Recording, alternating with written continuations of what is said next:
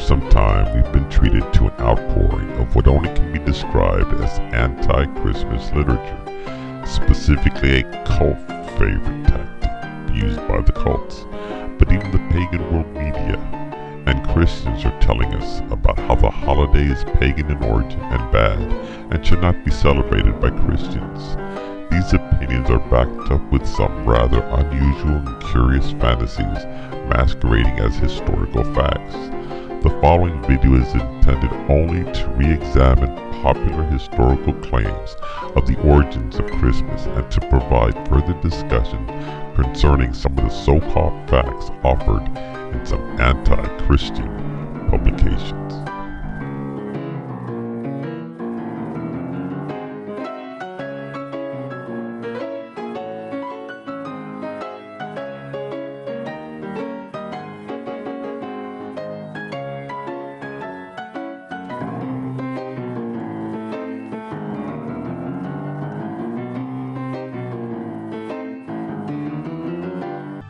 Christmas was not only not widely celebrated, in many cases, many places Christmas celebrations were actually outlawed. And this was because of the attitude of many of the churches who regarded it as primarily as a pagan celebration and as a reproach to the Lord. The fact of the matter is that the Puritans, Pilgrims, and other ultra-reformers did not want to celebrate Christmas, not because it was pagan, but because it was associated with Catholicism, who they wanted to distance themselves from.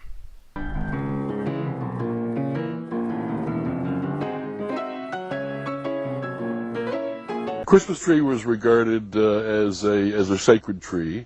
The pagans of Northern Europe typically worshipped trees. They regarded trees and groves as sacred. So the bringing of the tree into the house would be a way of bringing this supernatural source of blessing into your home. That was the whole idea, that there were spirits who resided in the trees. Tree worship was very scarce. I'm not saying there was none.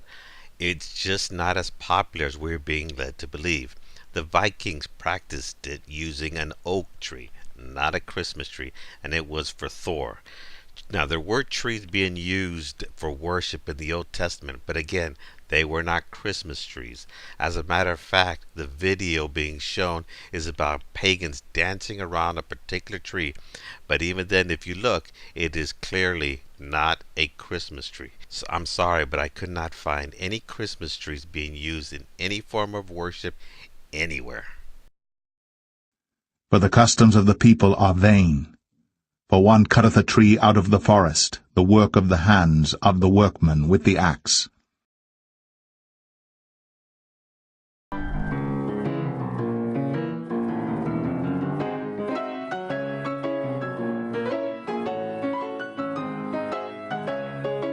No, it isn't. There is no such thing as a professional lumberjack at this time. In addition, the word translated workman is elsewhere used to refer to people who do fine crafting work on stone or metal, and those who craft idols. This is clearly a craftsman. They deck it with silver and with gold. They fasten it with nails and with hammers, that it move not.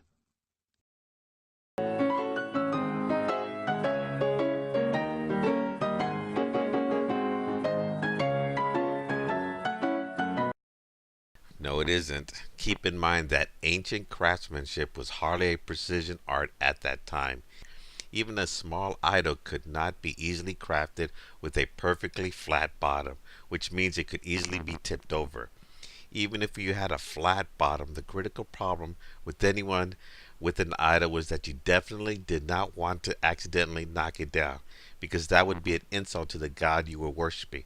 Therefore, it was simply a good idea to fasten the idol with nails to steady it.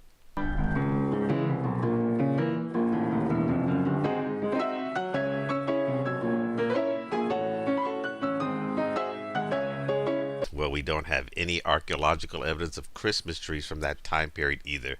That being said, you wouldn't expect to find any evidence of gold or silver decking anything from that time period. You can expect that hostile invading powers, thieves or others in need, would strip idols or trees of any gold or silver before they had disposed of them.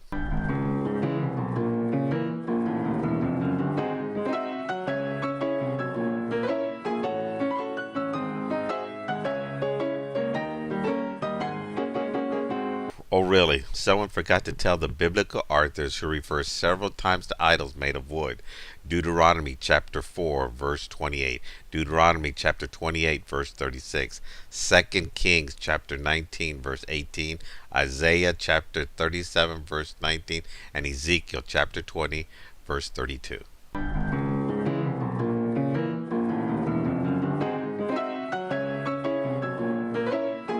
This one is often passed off as historical fact, but in reality it is false. As one web page puts it, the first Christmas tree is said to have originated in 8th century Germany when a British missionary, Saint Boniface, cut down a giant oak that crushed every tree in its path except a small fir sapling. Considering this a miracle, Saint Boniface called it the tree of the Christ child.